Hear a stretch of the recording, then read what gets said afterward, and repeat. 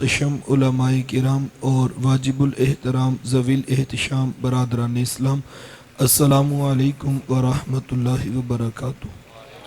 बातौफीक बारी ताला मुझे और आपको ज़िक्र रसूल करीम सल्लल्लाहु अलैहि वसल्लम की सआदत मदियाँ नसीब हो रही हैं। दुआ है अल्लाह ताला मेरी और आपकी हाज़री का एक एक लम्हा कबूल फरमाए और काबिल अमल बातों पर तौफीक अमल नसीब फरमाए। मैं मुख्तसर वक्त में हुजूर अलैहिस्सलाम की सीरत तय्यबा के कुछ रोशन पहलू आपके सामने बयान करके अपनी बात मुकम्मल कर लेना चाहूँगा, इस दुआ के साथ कि अल्लाह ताला मुझे और आपको काबिल अमल बातों पर तौफीक अमल नसीब फरमाए। मेरे मेज़बान ने मुझे 45 से 50 मिनट का कहा है, लेकिन ये काफ़ी टाइम है। मैं इससे भी मुख्तसर करके बात को मुकम्मल करूँगा और लम्हा लम्हा आपकी तवज्जो मुझे चाहिए होगी इस दुआ के साथ कि असर करे ना करे सुन तो ले मेरी फरियाद, असर करे ना करे सुन तो ले मेरी फरियाद, नहीं है दाद का तालिब ये बंदा आज़ाद, अंदाज़े बयां अगरचे बहुत शौक़ नहीं है, काश कि तेरे दिल में उतर जाए मेरी बात। अल्लाह मुझे आपको सही मानों में बयान सुनकर उस पर अमल करने की भी तौफीकात नसीब फरमाए। आप जानते हैं कि जब मेरे हुजूर अलैहिस्सलाम पैदा हुए तो 7 दिन तक अपनी वालिदा हज़रत आमिना सलामुल्लाह अलैहा का दूध पिया। 8वें दिन ये एजाज़ दुश्मन इस्लाम अबू लाहब की कनीज़ सवैबा को हासिल हुआ। उसने हुजूर अलैहिस्सलाम को दूध भी पिलाया और देखभाल भी की। यार ये चंद दिन का दूध था, ये चंद दिन की देखभाल थी, लेकिन मेरे आका ने सवैबा के इस एहसान को पूरी ज़िंदगी याद रखा। मक्के में थे तो मेरी माँ कह के पुकारा करते। मदनी दौर आया तो यहाँ मदीने से उनके लिए कपड़े भी भिजवाया करते और रकम का भी बंदोबस्त किया करते। ये है शरीयत, ये है सीरत जो हुजूर लेकर आए। मेरे हुजूर तशरीफ़ फरमा थे, दूर से एक बूढ़ी खातून को अपनी तरफ आते देखा। आका करीम अलैहिस्सलाम की नज़र पड़ी तो मेरे हुजूर उठ खड़े हुए, मेरी माँ पुकारते हुए और दौड़ लगाते हुए उनके करीब पहुँचे। फिर कंधों से वो चादर उतार कर नीचे ज़मीन पर बिछा दी, जिसे मैं और आप कायनात का कीमती असासा समझते हैं। अपनी वालिदा को उस चादर के ऊपर बिठाया, कान लगाकर घंटों उनकी बातें सुनी और जब वो बूढ़ी खातून खुद उठकर वापस जाने लगी तो किसी ने रावी से पूछ लिया, ये आने वाली खुशकिस्मत खातून कौन थी कि हुजूर अलैहिस्सलाम ने अपने कंधों की चादर उनके कदमों के नीचे बिछा दी।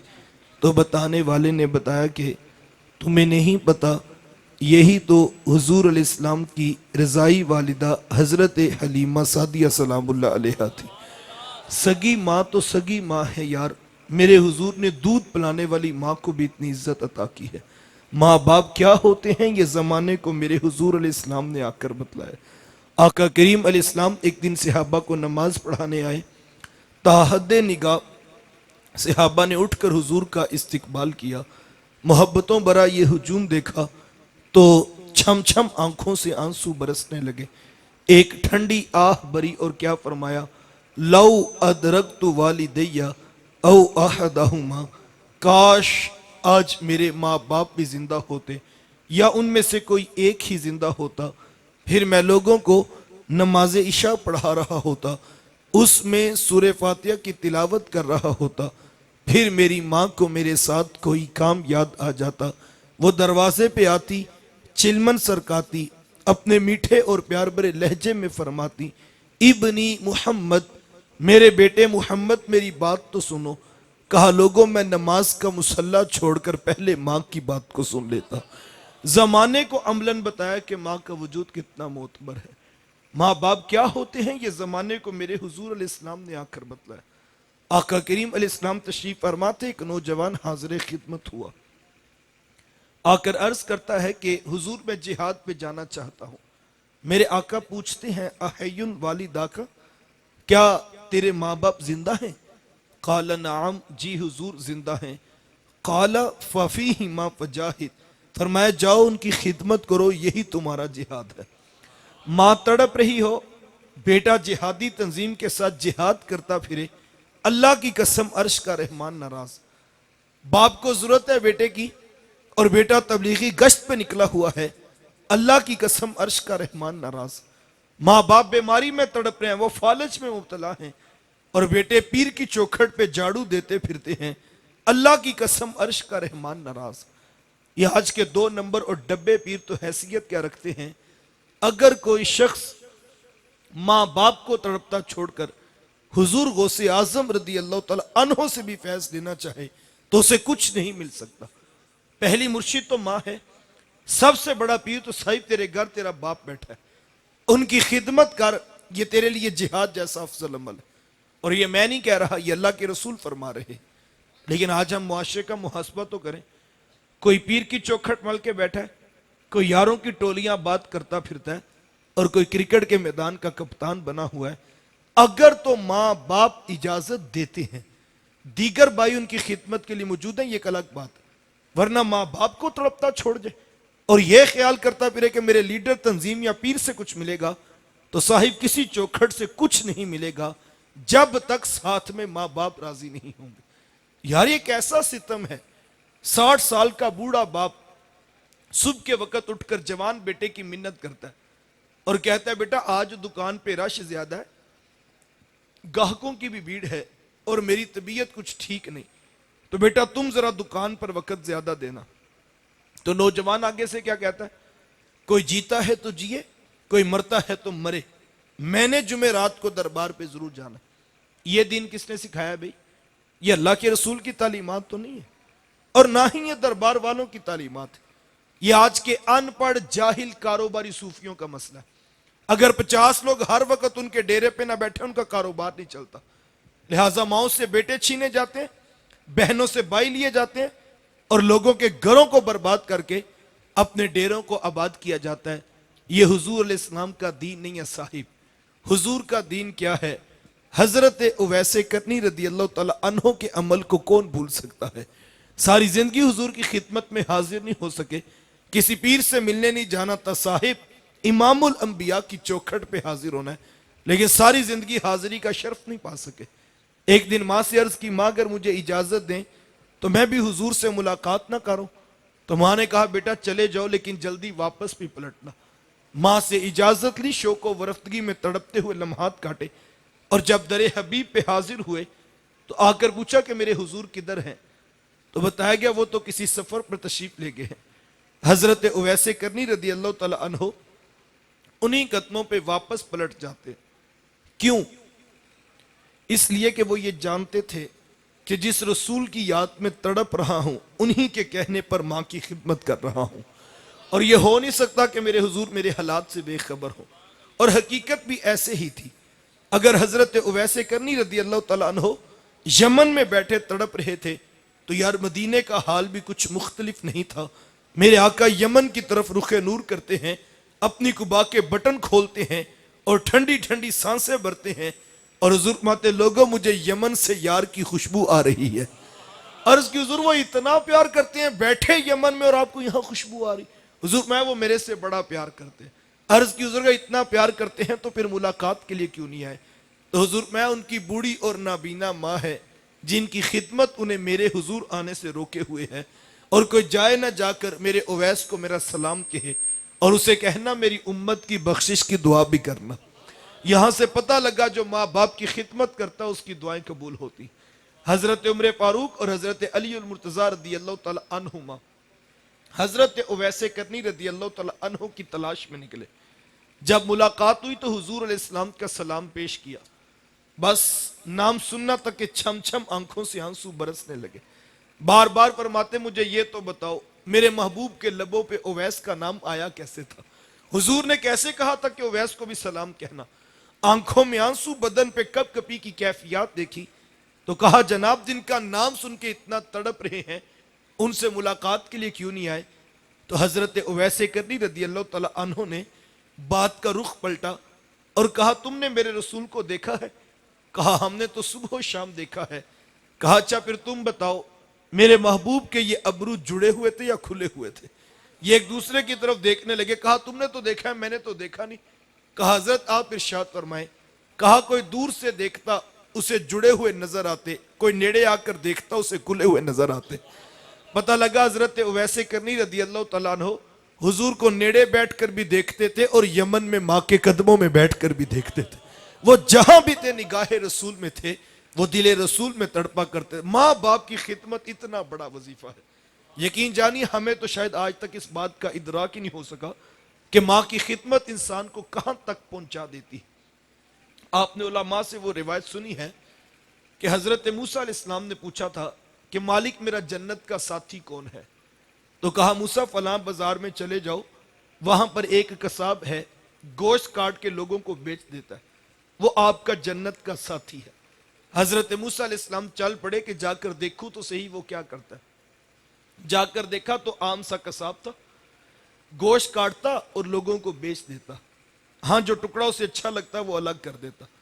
شام کو جب گھر واپس پلٹنے لگا تو اس نے الگ کیا ہوا گوشت پیک کیا اور وہ گھر کی طرف چل دیا. حضرت موسیٰ علیہ السلام بھی اس کے ساتھ ہو لیے. وہ گھر پہنچا تو اس نے جا کر شوربے میں کھانے کو تیار کیا, اور جب کھانا پک گیا روٹی کے ٹکڑے توڑ توڑ کر بگو بگو کر نرم کرتا اور پھر محبت سے لقمہ بنا کر اپنی بوڑھی ماں کے منہ میں رکھتا. حضرت موسیٰ علیہ السلام اس کا یہ عمل دیکھتے رہے. پھر اس نے ٹانگیں دبائی, خدمت کی. جب اٹھ کر جانے لگا تو اس کی بوڑھی ماں نے آسمان کی طرف دیکھا اور اس کے بوڑھے لب ہلے. بڑھاپے کی وجہ سے آواز زیادہ نہ پیدا ہو سکی. تو حضرت موسیٰ علیہ السلام نے پوچھ لیا کہ تیری ماں کیا کہہ رہی ہے؟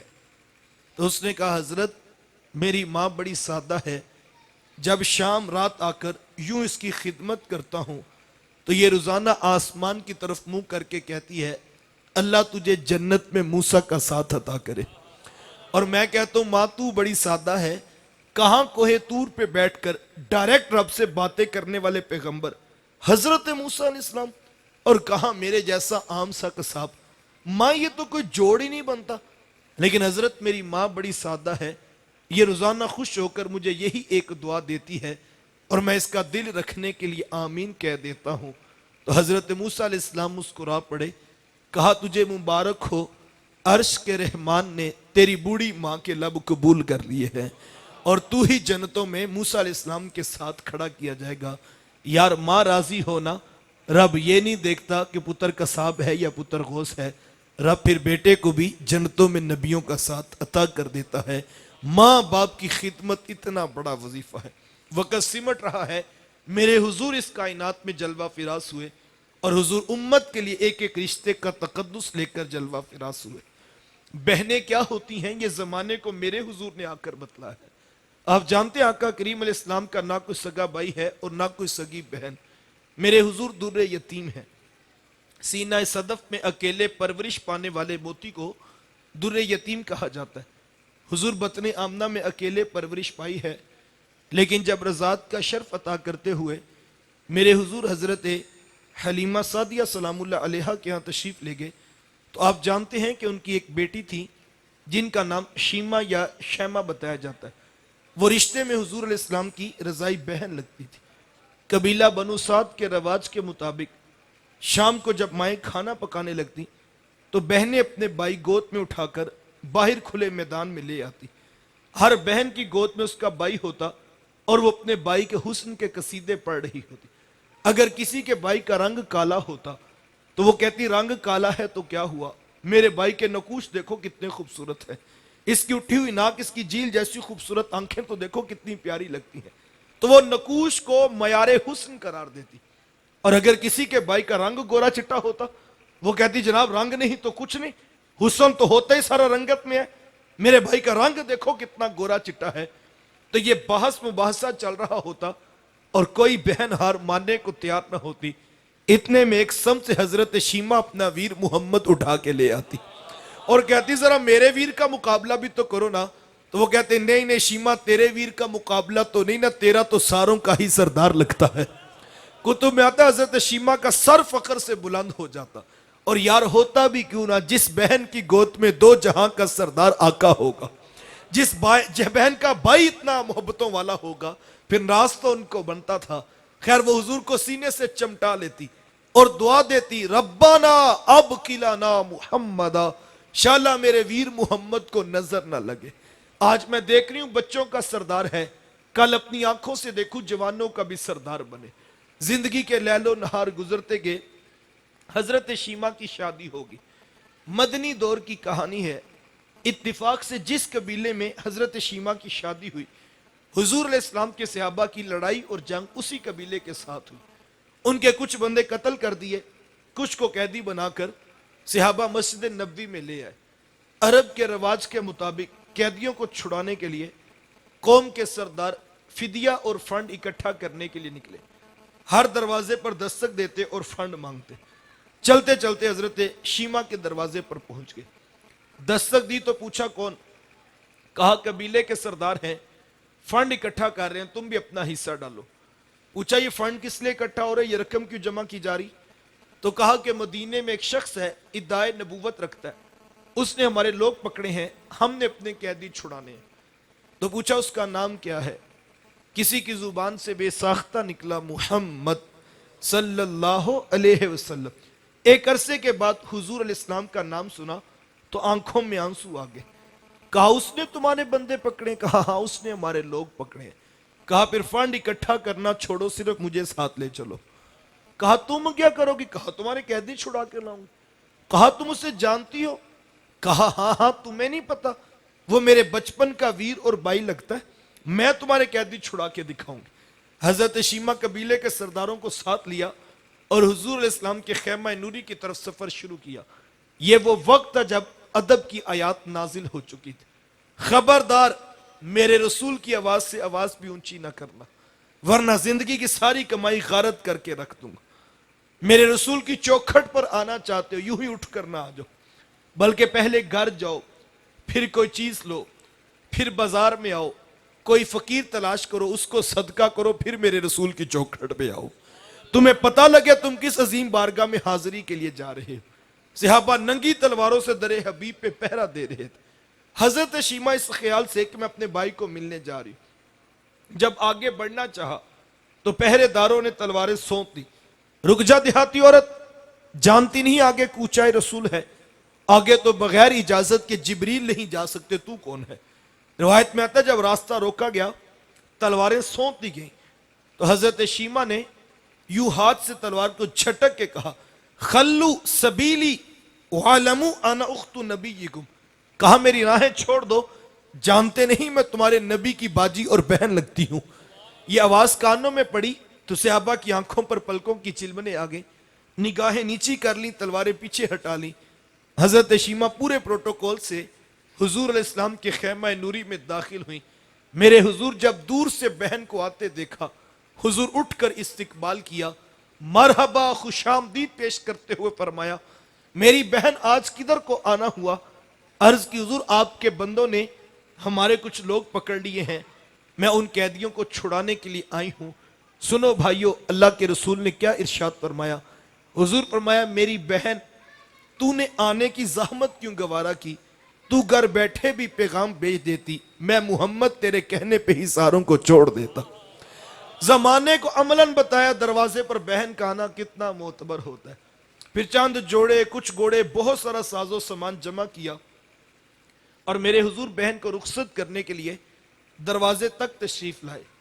صحابہ نگاہیں نیچی کیے حضور کے ادب میں کھڑے تھے کہ حضور میں صحابہ میں جب بھی قیدی چھوڑا کرتا ہوں پہلے تم سے مشاورت کیا کرتا ہوں، آج پہلا موقع ہے، میں قیدی بھی چھوڑ رہا ہوں اور میں نے مشورہ بھی نہیں کیا ہے۔ عرض کی اے بندہ نواز، آپ مالک کل کائنات ہیں، آپ جو چاہیں کریں، ہم کون ہوتے ہیں بلا درمیان میں مشورہ دینے والے؟ لیکن حضور جی اتنا تو بتائیے، آج کون سی خاص بات تھی کہ آپ نے مشورہ کرنا بھی ضروری نہیں سمجھا؟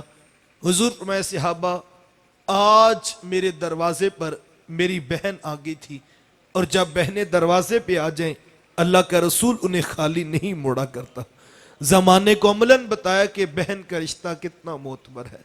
آج ایک لمحے کے لیے جس رسول کے میلاد میں میں اور آپ جمع ہیں، ہم اپنا بھی تو محاسبہ کریں، ہم کس جگہ پہ کھڑے ہیں۔ میرے معاشرے کی حالت تو اتنی خستہ ہے، دکھ درد تکلیفیں مصیبتیں پریشانیاں تو اپنی جگہ یار، ہمارے تو دل اتنے صفاق ہو چکے ہیں، ہم تو بہنوں کی خوشیوں میں بھی بیٹھنے کے روادار نہیں رہے۔ کتنے لوگ ہیں میرے معاشرے میں جو بھانجوں کی شادی میں صرف اس لیے خوشی خوشی بیٹھ جاتے ہوں کہ اس سے بہن کا سسرال میں مان رہ جائے گا، لیکن ہم اتنے بھی روادار نہیں رہے کہ ہم بہنوں کی خوشیوں میں ہی شریک ہو سکیں، جبکہ میرے رسول نے تو بہن کے کہنے پر کافر قیدیوں کو بھی چھوڑ دیا تھا اور زمانے کو بتایا تھا کہ دروازے پر بہن کا آنا کتنا معتبر ہوتا ہے۔ بھائی کیا ہوتے ہیں یہ زمانے کو میرے رسول کریم صلی اللہ علیہ وآلہ وسلم نے آ کر بتلایا ہے۔ میرے حضور تشریف فرماتے ایک نوجوان حاضر خدمت ہوا، آ کر عرض کرتا ہے حضور میں کماتا ہوں اور میرا بھائی کماتا نہیں ہے، رہتے اکٹھے ہیں اخراجات سانجے ہیں تو میرے حصے کی کمائی بھی اس کی طرف چلی جاتی۔ اس طرح ایک کمانے والے بھائی نے نہ کمانے والے کی شکایت اللہ کے رسول کی بارگاہ میں پیش کی۔ آج گھر گھر کا یہی دکھڑا ہے، جو زیادہ کماتا ہے وہ دوسروں کو خاطر میں نہیں لاتا۔ بڑا بھائی چھوٹوں کے لیے بے پناہ محبت کے جذبات رکھتا ہو، لیکن اس کی آمدن تھوڑی ہو تو چھوٹے تانا دیتے ہیں کہ تو نے باپ کے بعد کون سی جاگیر ہے جو ہمارے لیے بچا کے رکھی۔ آج کہا جاتا ہے تو کہتا ہے تیری عزت کو نہیں کرتا، تیری عزت کس بات پہ کرے؟ تیرے بچوں کی فیسیں تو ہم بھرتے ہیں، گھر کے اخراجات تو ہم چلا رہے، تیری عزت کس بات پہ کرے؟ اب تو حالت یہ اگر کوئی بھائی غریب ہو اس کا بھائیوں کی لسٹ میں تعارف بھی نہیں کروایا جاتا کہ کیا بتائیں یہ مزدور بھی ہمارا بھائی، ہم تو نہیں بتاتے۔ اس سے ہمارے سٹیٹس میں فرق پڑتا ہے۔ ہاں کوئی ایم پی اے ہو، کوئی ایم این اے ہو، کوئی چیئرمین ہو، وہ تیسرے خاندان کا بھی ہو تو ہم کھینچ کے اپنے کھاتے میں ڈال لیتے ہیں تاکہ پتہ لگے ہم تو شروع سے امراء کے خاندان سے تعلق رکھتے ہیں۔ لیکن میرے حضور علیہ السلام نے کتنی بڑی بات ارشاد فرمائی، عرض کی حضور میں کماتا ہوں، میرا بھائی کماتا نہیں ہے، رہتے اکٹھے ہیں اخراجات سانجے ہیں تو میرے حصے کی کمائی بھی اس کی طرف چلی جاتی ہے۔ حضور فرمایا ہو سکتا ہے اللہ تجھے رزق تیرے اس بھائی کی وجہ سے دے رہا ہو جو کماتا نہیں ہے۔ کتنی بڑی بات ہے یار، آج کے اس درس سے ہم یہ ایک بات پلے باندھ لیں۔ فرمایا ہو سکتا ہے تجھے رزق اس کی وجہ سے دیا جا رہا ہو، یہ تو کرم ہو گیا صاحب کہ اس نے تیرا ہاتھ دینے والا بنا دیا، لینے والا نہیں بنایا۔ اگر تیرا ہاتھ لینے والا بنا دیتا تو کیا کر سکتا تھا؟ تو بھی تو سی ماں کا بیٹا، تو بھی تو سی باپ کی اولاد ہے، تیری رگوں میں کوئی الگ سے سرخ رنگ کا خون تو نہیں دوڑتا، تیرے دماغ میں الگ سے سوچوں کا سوتے تو نہیں پھوٹتے۔ تجھے اپنی ڈگریوں پہ ناز ہے، تیرے سے بڑی بڑی ڈگریوں والے لوگوں کے آگے خاک چھانتے پھرتے ہیں، یہ محض اس کا کرم تھا، اس نے تیرا ہاتھ دینے والا بنا دیا۔ 30 سال سے کاروبار کرنے والے چچا تایا نیچے رہ گئے، تیرا ستارہ اوجے سریا کی بلندیوں کو چھونے لگا۔ تجھے اونچا اس لیے تو نہیں کیا تھا کہ تو M P A M N A وزیروں کے دعوتیں اڑاتا پھرے، تجھے تو اونچا اس لیے کیا تھا کہ تو پلٹ کے پھر نیچے دیکھتا اور جو بہن بھائی نیچے رہ گئے تھے اب ان کو کھڑا کرنے کا سوچتا۔ وہ کسی دانشور نے کسی کروڑ پتی کا انٹرویو لیا تو پوچھا جناب آپ کروڑ پتی کیسے بنے؟ آج ہر شخص چاہتا ہے میں بھی راتوں رات امیر ہو جاؤں، میں بھی کروڑ پتی بن جاؤں۔ تو پوچھا جناب آپ کروڑ پتی کیسے بنے؟ تو اس نے مسکرا کے کہا میں نے اپنے نیچے والوں کو لاکھ پتی بنا دیا، قدرت نے مجھے کروڑ پتی بنا دیا۔ جو نیچے والوں کے بارے میں سوچتا ہے، ہاں جو رات سونے سے پہلے سوچ رہا ہوتا ہے کہ یار بھائی کی بیٹیاں زیادہ ہیں، بتیجا جوان ہو گیا ہے، چلو ماشاءاللہ پڑھ بھی گیا ہے، میں کوشش کرتا ہوں کہ ان ٹائم سے نوکری لگ جائے، چلو بھائی کا بوجھ بھی ہلکا ہو جائے گا، یہ رات کسی کے بچوں کے بارے میں سوچ رہا ہوتا ہے، صبح اللہ کی رحمت کے فرشتے اسی کے ویڑے میں اتر رہے ہوتے ہیں۔ اور یہ تو سادہ سا اصول ہے یار، جب بندہ بندہ ہو کے بندوں کے بارے میں پریشان ہو رہا ہوتا ہے تو مجھے بتاؤ کیا وہ رب ہو کے بندوں پہ کرم نہیں کرے گا کہ یہ تو بندہ ہو کے میرے بندوں کے بارے میں پریشان ہے۔ صاحبو یہ وہ محبتوں کا دین ہے جو لے کر میرے حضور اس کائنات میں جلوہ فراز ہوئے ہیں۔ جوڑنے کی کوشش کرو، سلو کر لینے کا مزاج پیدا کرو، معاف کر دینے کی عادت کو اختیار کرو۔ توڑنا کوئی کمال کی بات نہیں ہے، شیشے کا گلاس پڑا چھوٹا بچہ بھی پاؤں کی ٹھوکر مارے تو وہ توڑ کر دکھا سکتا ہے، توڑنا تو کوئی کمال کی بات، جوڑنا اصل کمال کی بات۔ وہ کیا کسی نے کہا تھا توڑنے والے خاک کیا کرتے ہیں، توڑنے والے خاک کیا کرتے ہیں، جوڑنے والے کمال کیا کرتے ہیں، جوڑنے والے کمال کیا کرتے ہیں۔ جوڑنا اصل بڑا کام ہے، اور میں آپ کو دعوت دیتا ہوں، آپ اس شخص پر نشان لگائیں جو خاندان کو توڑتا ہے، جو برادری کو توڑتا ہے، جو رشتوں کو توڑتا ہے، بھائیوں کو لڑاتا ہے، جو بہنوں کو نفرت کی پٹی پڑھاتا ہے، آپ اس شخص پر نشان لگائیں۔ ہم نے تو ایسے توڑنے والوں کی حویلیاں بھی ویران دیکھی ہیں، توڑنے والوں کے گھر کبھی آباد نہیں ہوتے، توڑنے والوں کی حویلیاں بھی ویران ہیں۔ اللہ اکبر۔ اور یار جوڑنے والوں کی قبروں پہ بھی میلہ محبت کا لگا ہوا ہے۔ اگر تمہیں یقین نہ آئے تو کبھی ہمارے شہر لاہور میں آنا، جیسے راوی کراس کریں تو ایک لوہے مزار وہاں موجود ہے، جہاں دن تو دن رات کے وقت بھی آنکھیں رحمتیں اترتی ہوئی دیکھ رہی ہوتی ہیں، جہاں جری حروف سے لکھا ہوا ہے گنج بخشے فیض عالم مظہر نور خدا ناکسارا پیر کامل قابل آرا رہنما۔ یار وہ کس کی قبر ہے؟ کسی ایم پی اے کی، کسی ایم این اے کی، کسی وزیر کی، کسی مشیر کی، کسی تاجور سلطان بادشاہ کی؟ کس کی قبر ہے؟ ایک درویش جو افغانستان سے چلے، نہ خاندان، نہ قبیلہ، نہ دوست، نہ رشتہ، نہ ساتھی، نہ ناتا، صرف رب رسول کے نام پر جوڑنا شروع کیا۔ ہزاروں سال گزر گئے، آج بھی وہاں محبتوں کے چراغ جل رہے ہیں۔ توڑنے والوں کی حویلیاں بھی ویران ہیں، اور جوڑنے والوں کی قبروں پہ بھی محبت کا میلہ لگا ہے۔ جوڑنے کا مزاج پیدا کرو۔ آج ہر شخص پریشان ہے، اور پریشانی کی بہت ساری وجوہات ہیں، لیکن میں یہ سمجھتا ہوں دو اہم مسائل ہیں جن میں ہمیں ہر شخص پریشان دکھائی دیتا ہے۔ ایک تو ہمارے ہاں رزق میں بے برکتی ہے، اور دوسرا ہمارے ہاں صحت نہیں رہی، کاروبار نہیں ہے، روزگار نہیں ہے، معیشت نہیں ہے، اور دوسرا ہمارے ہاں صحت نہیں رہی۔ آئے دن نئی نئی بیماریاں، اور اب تو اتنی بیماریاں ہیں کہ کتنے لوگ آپ کو ملیں گے جو یہ کہیں گے ٹیسٹ بھی کروا لی ہیں، رپورٹ بھی کلیئر ہے، لیکن پتہ ہی نہیں لگ رہا کہ بیماری ہے کیا۔ کتنے لوگ آپ کو ملیں گے کہیں گے جناب 6 ماہ ہو گئے میڈیسن کھاتے، فرق تو کوئی بھی نہیں پڑ رہا۔ ایک رزق میں بے برکتی ہے، اور دوسرا ہمارے ہاں صحت نہیں ہے، اور جس گھر میں یہ دونوں مسائل کٹھے آ جائیں پھر وہ گھر ٹوٹ جاتا ہے۔ اگر آپ یہ چاہیں کہ آج کی اس نشست سے ہمیں ان دونوں مسائل کا حل بتایا جائے، رزق میں بے برکتی کا، کاروبار نہیں، روزگار نہیں، معاش نہیں، یا ہمیں صحت کے لیے بیماری کے گھر سے رخصت کرنے کے لیے کوئی وظیفہ بتایا جائے، تو آپ یہ سوچ رہے ہوں کہ میں آپ کو کسی دام والی سرکار کا پتہ بتاؤں گا یا کسی تعویذ والے کا نمبر بتاؤں گا، تو یہ آپشن تو میرے پاس نہیں ہے۔ ویسے فکری طور پر قوم کی حالت یہی ہے، اگر ایک نمبر اناؤنس کر دیا جائے تو تھوڑے نہیں تو 80% لوگ صبح ہی اس کے ڈیرے پہ پہنچ جائیں۔ وہ جس کو فجر کے ٹائم جاگ نہیں آتی، پیر سے دم کروانا ہو، وہ تجدلے پہنچ جاتا ہے۔ وہ پہاڑوں پہ بلائے یا وہ ریگستانوں پہ بلائے، وہ جانے کے لیے تیار ہے۔ یہ ہمارے ایک لاہور میں ایک دوست تھے، تو وہ کہتے ہیں ہمارے ہمسائے جو ہیں وہ کاروبار نہیں کرتے جمعہ رات کو۔ میں نے کہا وہ کیوں؟ کہتے ہیں ان کے پیر صاحب نے منع کیا، جمعہ رات کو دکان نہیں کھولنی۔ میں نے کہا پیر کے کہنے پہ یہ 24 گھنٹے کی چھٹی کر لیتا ہے، رب کے کہنے کے لیے 10 منٹ کے لیے اذان کے لیے نماز کے دکان بند نہیں کرتا۔ وہ کیا کہا تھا اقبال نے، ایک سجدہ جسے تو گراں سمجھتا ہے، 1000 سجدے سے بندے کو دیتا ہے نجات۔ خیر ایسی تو کوئی آپشن نہیں۔ ویسے میں ان لوگوں کی حالت دیکھتا ہوں تو میں تو سر پکڑ لیتا ہوں کہ ایک اچھا بھلا پڑھا لکھا شخص فٹ پاتھ پر بیٹھے ہوئے سے پوچھ رہا ہوتا ہے بتاؤ میرے ساتھ کیا ہوا ہے۔